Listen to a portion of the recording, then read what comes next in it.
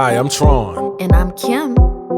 Welcome to Rejoice Essential Network Podcast, where we interview anointed men and women in the body of Christ. Grab your pen, grab your paper, get ready to receive. Greetings, everyone. Welcome back to Rejoice Essential Network Podcast. First, before we begin, I want to tell you about our YouTube channels. My wife has a channel called Kimberly Moses, where she gives encouraging words. She gives Monday motivation. She gives her radio broadcast be on there as well. She also has a channel called Kimberly Finds, where you'll see her finding products and talking about different products. You'll see her eating. You'll see her cooking. You'll see her doing reviews on different things. We also have a channel called Team Moses Vlogs, where you can watch that and watch our daily life Monday, Wednesday, and Fridays. And I have a channel called Tron Moses Archives, where you can see different preachers giving encouraging words. So make sure you subscribe to those channels, follow those channels. And today, y'all, today is our anniversary edition. Today is our anniversary. Me and my wife has been married 2 years. Yes. How you doing today, Pumpkin? I'm doing fantastic. Good. So we are just going to talk about various topics and some of our encounters about marriage. So, babe, I know that you are passionate about love and you love love more than I love love. And you believe in keeping it spicy. So what are some ways that we have been keeping it spicy? You sure you want to talk about that? Yeah, let's talk about it. Okay, well, I think a good way to keep it spicy is definitely to date. To date, spend time with each other. Because you don't want to be married and the two of y'all just going your own separate ways. So you have to make time for your spouse. And I think communication, too, is important in a relationship. Any relationship, whether it's a marriage, a business relationship, any relationship, communication is good. And to keep it spicy, you have to spend time. You have to make time. Yes. You might have busy lives. You have to make time for each other and find that time.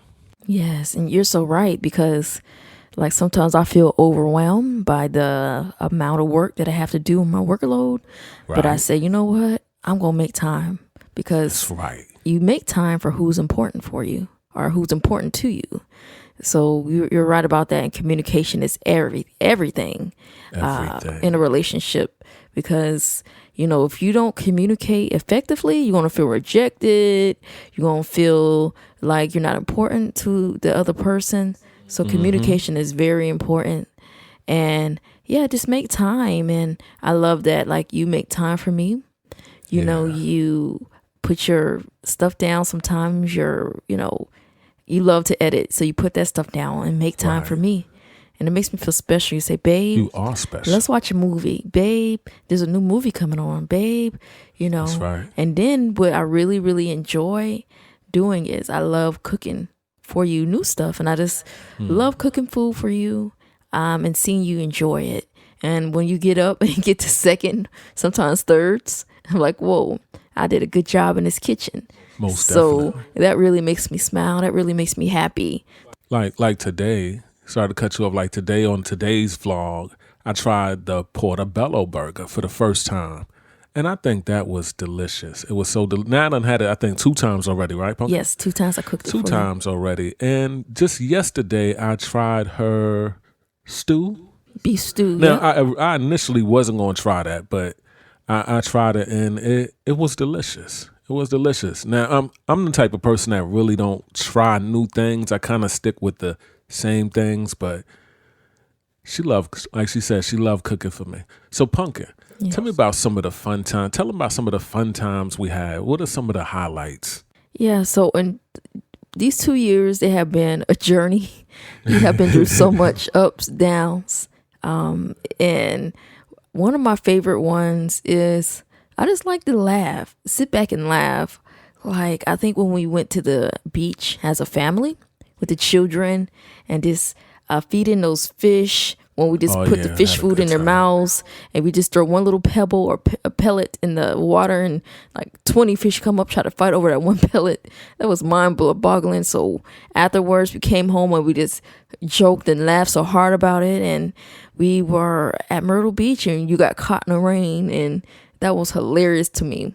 So just sitting. It was hilarious that I got caught in the rain. Yes, because I was able to laugh, and laughter is like good medicine for the soul. And, you know, I just like just to be myself, you know. Yeah, I know you want me to dress up sometimes and wear makeup and things like that, but you tell me I'm beautiful. Even when I feel like crap, even when I don't do anything to myself, my hair be sticking up and, you know, I don't have no makeup on. You say, baby, you don't need that. You know, you just like my natural self. So that just makes me feel even beautiful. So, you know, I just enjoy just laughing and, you know, just you being there, traveling with me, and we meet new people. And I love that we work together. That's one of the beautifulest things, because not everybody can work for their spouse, or not everybody does work with their spouse. But everybody don't want to. Yeah, but I feel like I feel like we are working on purpose and destiny together when we labor among one another. Most people don't know that you are behind the scenes. You are the one pushing me out. You are the one making me great. You know, you are the one that's helping me like with my flaws and imperfections. That people they may see the video, but they don't see that I may have mispronounced a word like 5 times, and you go in and you just edit it out, make me sound good. You know, so thank you, babe. Welcome, Pumpkin. You're welcome. Now, I think one of the highlights too, for me, is also that Myrtle Beach trip. Feeding those fish, and that thing we got on that was rocking back and forth. Oh, what was you know what I'm talking about? 5D theater. I don't know, but when I was looking at the kids, and I was kind of scared. Yeah. The movie theater. It was kind of scary for me, but and I looked over at the kids, y'all. The kids, I mean, well, especially Mont. He had his hands in the air. He was enjoying it, and I'm on the thing scared because it's rocking like, you know, I'm about to fly off this thing. So I enjoyed that. I enjoyed the aquarium. Now I think a lot of people that frequent Myrtle Beach, or let's say locals, I don't feel like maybe the beach ain't really that exciting to them, but to me, it is. Yeah, that's your favorite place. I enjoy Myrtle Beach. I really enjoy Myrtle Beach. Now, when I first started going to Myrtle Beach, I was going to bike rally. But, you know, once I got saved and I went to Myrtle Beach when there was nobody there, I enjoyed that even more. So that's one of the highlights for me. Now, let me tell y'all a story why this is on my mind. I don't know if we was married yet or we was engaged. I think we was already married. But anyway, now a lot of guys that hit up my wife, now I don't just be going through my wife's stuff just to go through her stuff. Now, a lot of guys that have hit up my wife on Messenger don't even know that I was the one responding to them. But one day this guy, he messaged my wife trying to holler at her. So what I did was I went on his profile and I saw the guy was married. I mean, he was engaged. And so I messaged him back and I told him, I said, the next time you message my wife trying to talk to her, I'm going to send a copy of this message to your fiance. And we never heard from that guy again. Yeah, and the crazy part was he just sent me a friend request. And immediately, he was trying to hit on me. Oh, wow.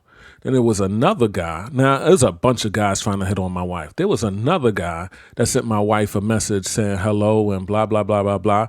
So I said hello back.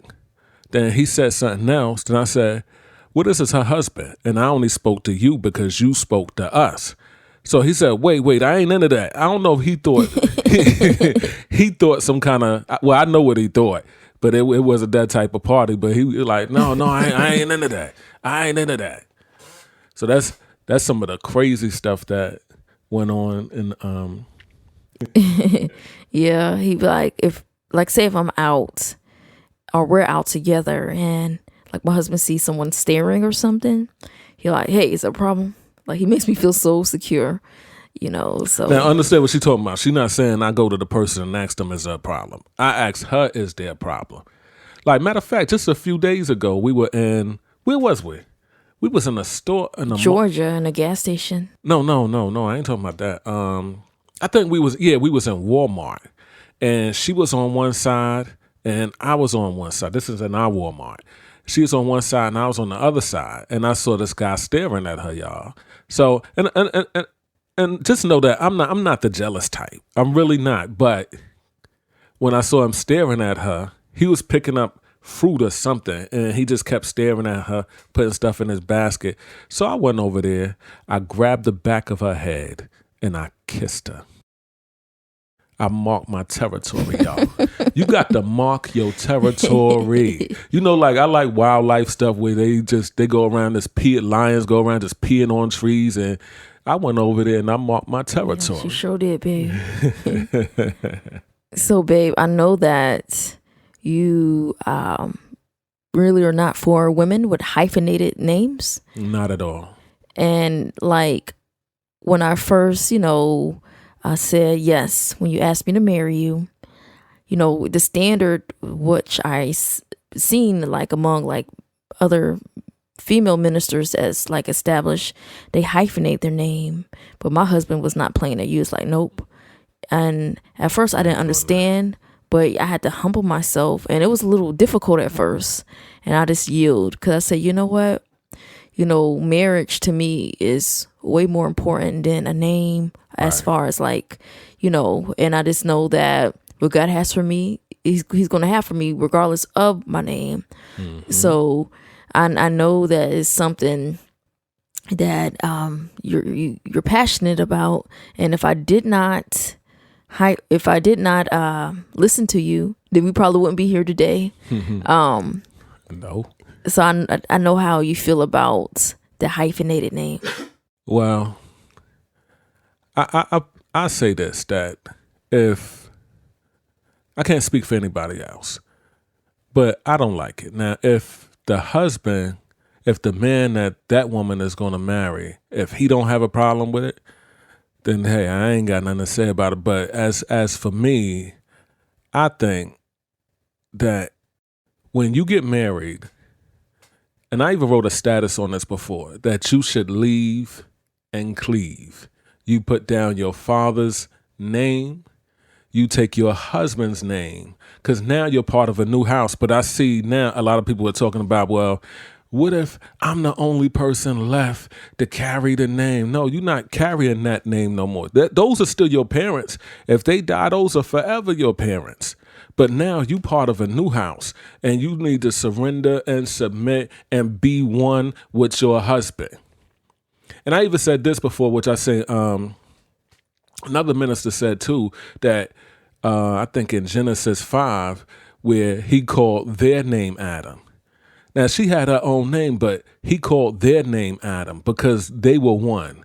And we need to be the Moses house, not such and such and Moses and hyphenated. And this is no disrespect to anybody that might be listening, and you're carrying your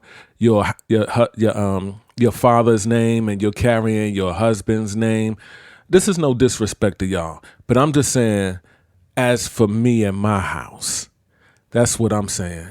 So I didn't like that hyphenated thing. I think it became trendy. I think it became trendy. Now, some people become famous. Some people become famous and known off their, let's say, their father's name. And then they get married. And I think you should change your name still.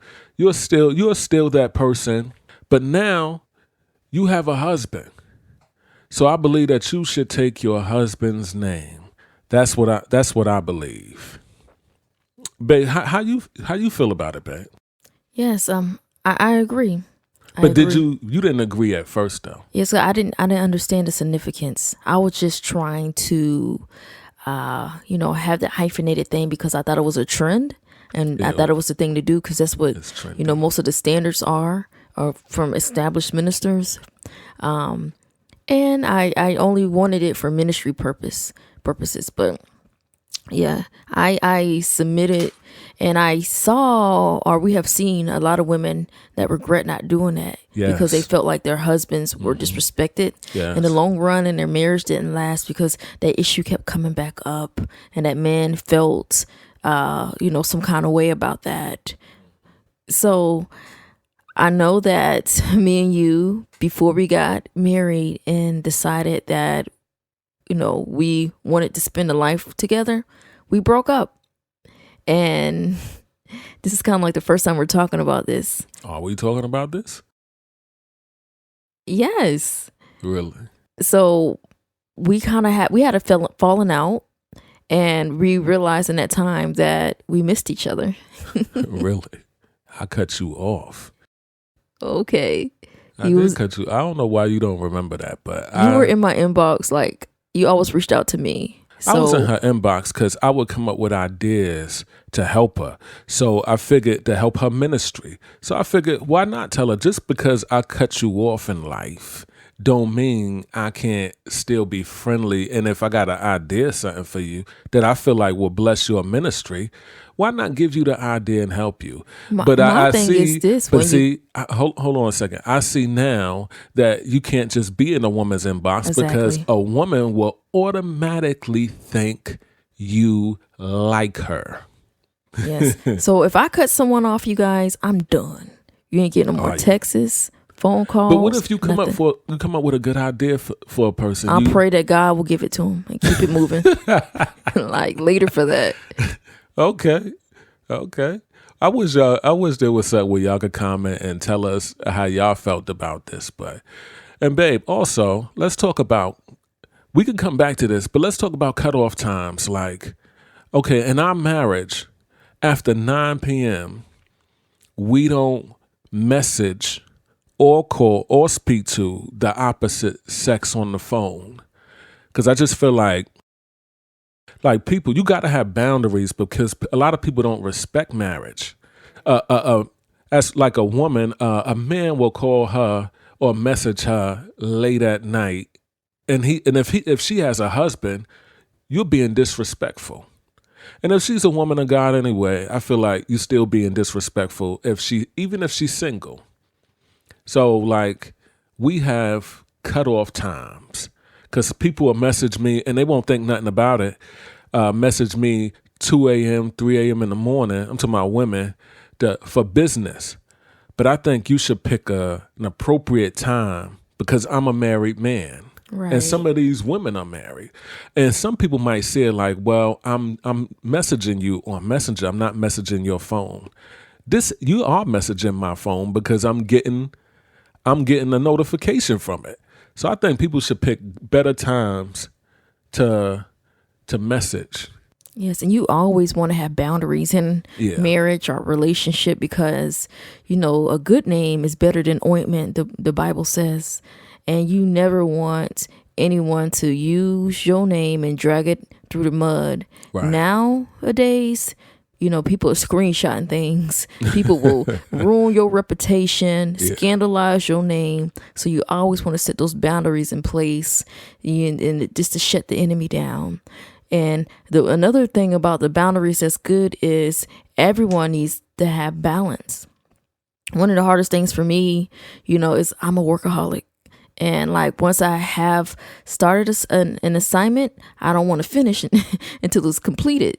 So that's one of like the hardest things. So like just being married now, I just had to like, okay, let me just make time. Let me just stop this. I'll just try to do a little bit here and finish the rest later. But yes, have boundaries in marriage, and that's going to really bless it, and make the other spouse feel secure. That's going to let the other person know, like, no, we cannot be alone in the same room. We cannot be chatting about inappropriate things. Where's your wife or where's your husband at? Right. No, we're not going to be hugging like that. If I do give you a hug, it's going to be a church hug. You got no two arms around each other. Yes, exactly. Like, yes, my husband's coming. Some men I send to my husband because, like, my husband doesn't believe in women mentoring men. I don't. Men mentoring women. I don't. So, some men, they flock to me, and that's fine. But at the end of the day, it has to be a boundary right there. They have to know, like, hey, I can give you advice here and there, but you have to go to my husband about certain things. Yeah, I don't mind my wife praying for you and giving you advice. But see, what she told me, like, I do mind you keep coming to her, making her like your mentor. I think asking her for prayer is fine. Going to her for you need to be encouraged is fine. But a frequent thing where you just come every week or every other day, you need a male mentor, not a woman mentor. And like she said, relationships should have boundaries. And I just believe a man should mentor a man and a woman should mentor a woman.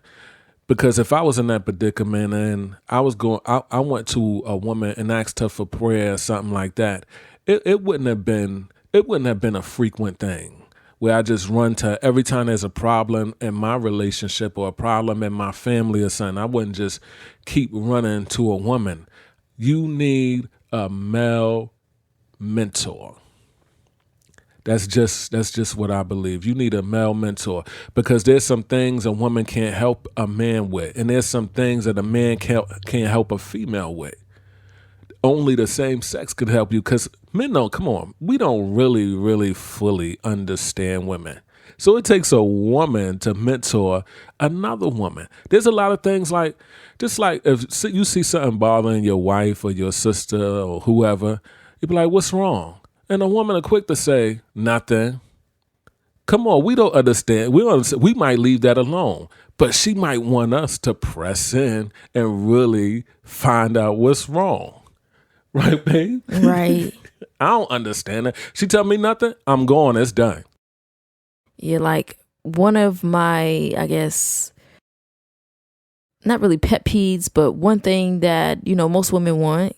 Sometimes we want like someone to kind of read our minds, like just to know. We don't do that. And like this is why body language, paying attention to body language is important. Like you could see something ain't right because of maybe my facial expressions, maybe how I'm folding my arms or pouting my lips, or things like that. Maybe the way I'm walking. So like most women do that. Like, why can't he just understand? I need a hug. But no, this is where communication comes into play. They want us to know. Yeah. So I'm getting better. I say I am getting better. And I thank God that my husband loves me to work with me through it. So my husband, you guys, at first he used to give me a hard time about putting my coffee, because I'm a coffee drinker, in a special cup. I love pink. Pink is like my favorite color, and my coffee cup is pink. So my husband used to always bring me coffee when he made me coffee. He's like, I'm gonna do something special for my wife. So he'll bring me coffee in bed. When I'm waking up, I'm waking up to a fresh cup of coffee in my face. And I love bread. I love bagels. I love, cream cheese on croissants. I just love bread. So he'll bring me some bagels, or he'll bring me some croissants with the cream cheese and the jelly. I'm waking up, but I said, babe, you got to put it in my special cup. He's like, I'm not doing that. But now, you guys, he's starting to do it. So I feel so blessed that he's putting it in my coffee mug. So it took a while, but he's getting it, you guys. Mm-hmm. And you know what? Like she said, I bring her that stuff to bed. Now, that stuff she has never done for me. But it don't bother me because, and I'm saying this because I don't want people to get caught up in like, well, they don't do this for me. I do this for them. They don't do that for me. But I do that for her because that's what she like. I don't have to have anything come to bed. You know, I don't have to wake up to breakfast in bed or any of that stuff. Some special things you do because that's just you. Now, this has nothing to do with this, but I want to put this right here. Like, one time I held the door open for somebody going in a store, and the person didn't say thank you. And I got mad. And the Lord said, did you do it for a thank you? Some things you just do because it's you. You feel it's the right thing to do. You feel like this person, it will bless your spouse, and not necessarily because you want them to do it back. Now, babe. Yes. Let me ask you. Well, let me go to the door thing right quick. Go to the door thing. Now, I am not allowed to open up my doors. No, she's this not. This man treats me like a queen. Like, we're together, he pumps my gas. We're together, he opens up the house door. Right. He opens up my car door. Mm-hmm. We pull up somewhere, he gets out, opens up my car door. Yeah. And he opens up the door to the store. I'm not allowed to touch the doors. I'm not allowed to put my own gas. And that's wonderful. I'm happy that, he wants to treat me like a queen, so that's beautiful. And one of the things when we first got married, I was not used to eating at the table as a family, but that's something that he desired. So now we eat together. We sit down and we eat, all together as a family. And yeah. I do enjoy that. Amen. Now the door thing. Now let me say this, that nobody taught me that. That actually came from TV. And that just shows you, too, how powerful TV is, because it'll teach you and train you on some stuff, whether good or bad. But I started doing that first with my mother and my sister before I had a wife. Now, my sister, she'll go ahead and grab a door, but my mother, she going to if she get to the door first, she going to stand there and wait for you to open that door. And I just thought it was like the respectful thing to do. And it shows your lady that she's precious to you. Now, I'm not saying that and also, you know what? Let me go back. I've seen a lot of guys go through the door first. If you go somewhere and you sitting in the car waiting on the person, I'll be waiting on whoever in the parking lot while they in the store. I'm waiting in the parking lot, so you looking around watching stuff, and I see guys go through the door first and let it go. And so I never wanted that to be me. I wanted to be the one that opened a door, let her in, then I go in. I wanted to be the one that get out the car, open her door, let her out, close the car door. I don't want the door slamming I don't want to let the door slam in my wife's face. I want to let her in the car. So anyway, babe, what was one of the best dishes I ever made? Wow. Well, we have a dish called Tron Kimberly. Yeah. But we have strayed away from the original recipe. Oh, yeah, and my husband just made up his own concoction. So what Tron Kimberly originally was, we was in Walmart one day, and you know how they have those people giving you samples of food? And this man offered us some samples of rice. And it was by Knorr's, Knorrs. And it was like some Mexican flavored rice. So it's like, oh, this is good. So we got one of those. And it was like Mexican with like some corn or something in it. So we got that. And then we said, you know what? My husband, he loves Sazon. He put me onto Sazon, you guys. That Spanish orange seasoning. So he's like, this would be good with some Sazon. So we got some Sazon. And he loves ground beef. And we have bumped heads so much in this marriage about beef versus turkey. Anywho, so he got a pack of ground beef. And he said, I'm going to get some corn, some beans. So, we made it all together. We ground up the beef. And we put the rice and the corn and the beans. And I think we put some tomatoes in it. And it came together, like some kind of Spanish rice looking thing with beef. And when it came out, we put shredded cheddar cheese on top, and I love sour cream. I got like 4 containers of sour cream right now on the fridge. So I put some sour cream on it, and that was Kimberly. So over the years, he has just made it into beans and rice. He's like later for that Mexican Nora's rice, and he just did his own thing. So that was the best dish that I enjoyed. And one day I said, babe, I put my foot down because I started gaining weight because of like sodas and beef. And I said, I don't want no more ground beef. So he was sweet enough. He made me my own pot using ground turkey. Yeah. So that was like my favorite dish that he has made for me. Just beans and rice with turkey, and I love it. It's really good, you guys. So did you really enjoy that with the ground turkey? I did. I'm waiting for some more. Because y'all, I didn't taste it. I made me a pot with ground beef, and I made her a pot with ground turkey, and I just made sure I did the same thing to both because I wasn't tasting that, y'all. What is the dish that I made for you that's your favorite? I love the roasted vegetables, which we haven't had in a minute. The roasted vegetables with the tilapia, but my wife is done with tilapia. Yeah, I get tired of seeing all those negative things, like it's genetically modified. I don't want to see that when I'm about to eat it. I don't care. It genetically tastes good in my mouth. But look, I think the tilapia, and it's weird, like I didn't like my tilapia juicy. One day she gave it to me and it was kind of dry, and that's how I liked it. And so that's how I wanted it every time. I didn't want my tilapia like juicy, but the roasted vegetables for me is... You don't want it flaky. He wants it dry. The roasted vegetables to me is one of the best.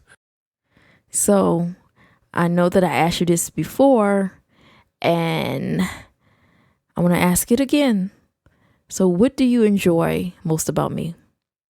Well, I think we have like different sense of humors and stuff, which we really do. And I can appreciate that because a lot of people, I want somebody like me. Now, I'd rather have somebody that's different than me, then you can introduce me to new stuff. I just think your sense of humor is different. I love your laugh. I love your smile. And I enjoy those things about you. And what I always wanted a New Yorker. Oh, Lord. I always wanted a guy from New York. But why? I just always thought the guys from New York were like just the sexiest, I guess. I just always liked the city boys. So I wasn't a fan of like the country men. You know, I was like, nah, I don't like that accent. But a New Yorker accent, they sound smooth. That's right, y'all. So I got me a New Yorker. So, yeah. So I love that. The personality, I love, how you make me feel secure. You know, you just shut it down.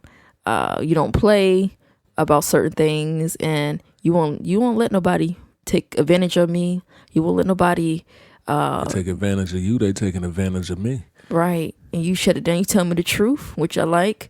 Do you? Yeah, I need it. Sometimes I don't want to hear it, but I'm like, he's right. When I sit back and I humble myself, like, he's right. You know, you tell me like, nope, that person ain't right. Nope. You know, I don't trust her. And you be right all the time. You're right. So listen to your husbands, ladies. And Thursday was my husband's birthday. So if you want to bless him for his birthday, go to Cash App, $, Moses Tron, MOSESTRON. And bless him with a nice birthday present.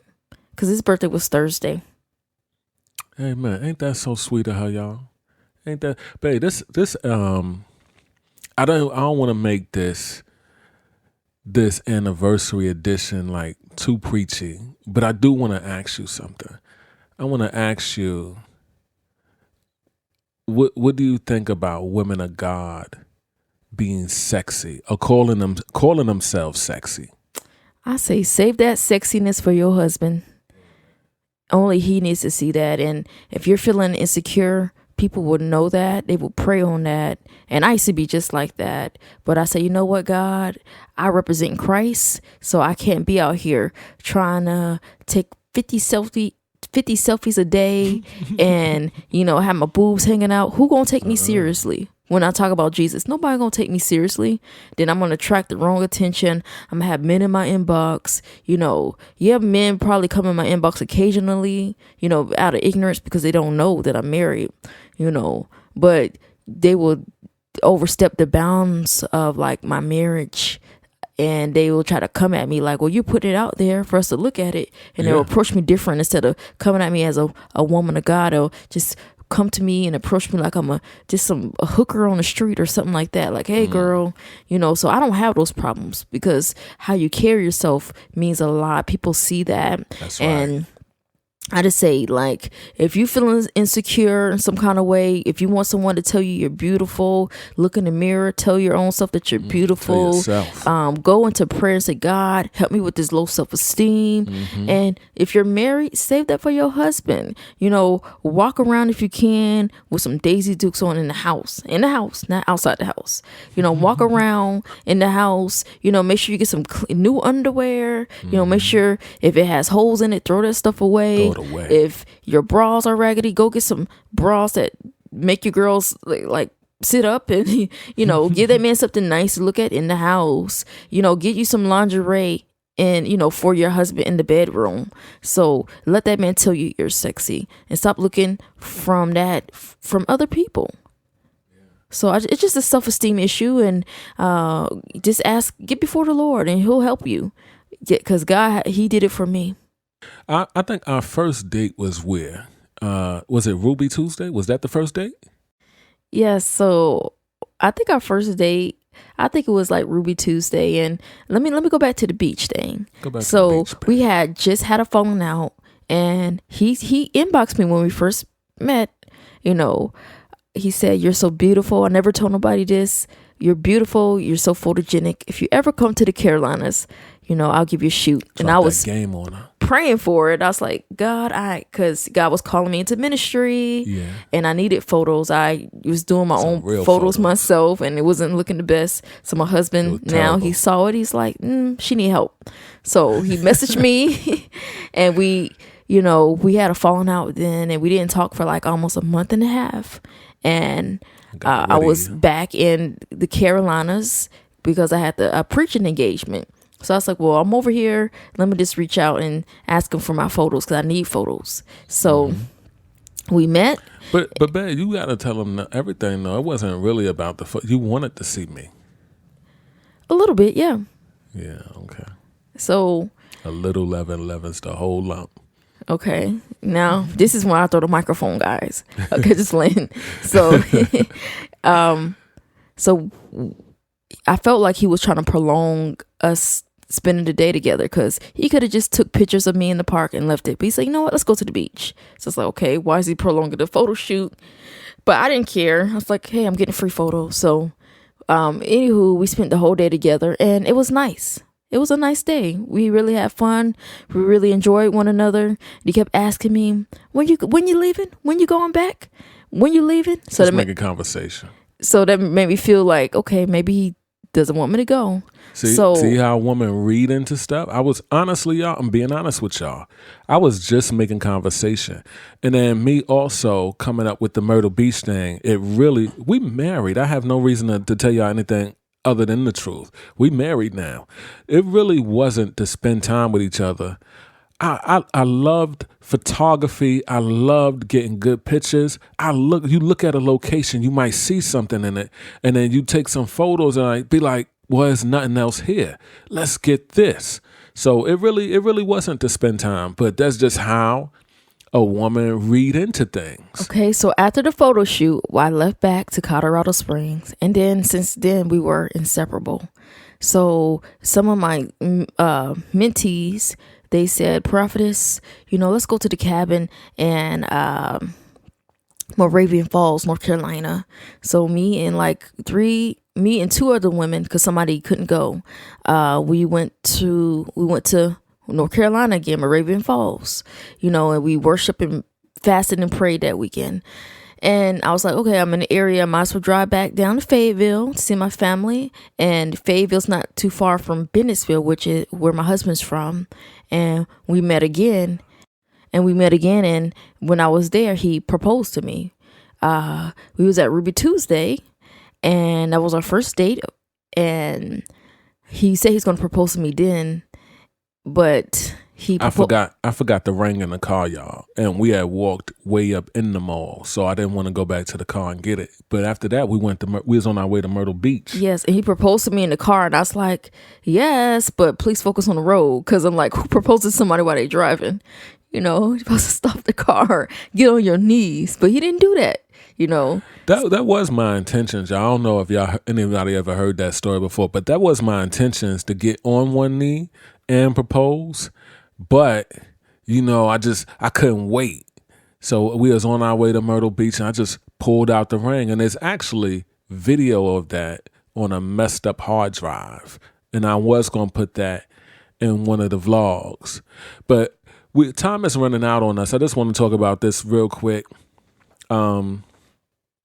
That while we were dating, we didn't kiss. There was no kissing.